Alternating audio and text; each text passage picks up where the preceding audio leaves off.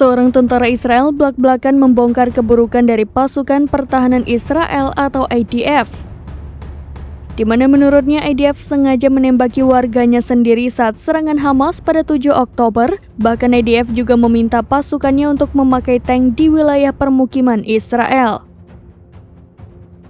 Hal itu diungkapkan oleh seorang letnan 2 dari unit tank Israel yang diidentifikasi sebagai Michael. Dilansir dari Reuters.com, kesaksian tersebut memperkuat indikasi bahwa IDF yang menembaki warga sipilnya sendiri saat serangan mendadak Hamas pada 7 Oktober. Pasalnya, aksi militer Zionis itu diklaim berdasarkan protokol Hannibal.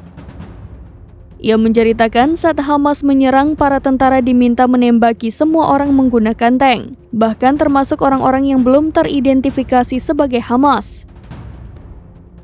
Padahal saat itu mereka tengah berada di permukiman warga. Oleh karena itu, banyak warga Israel yang turut menjadi korban tentara Zionis.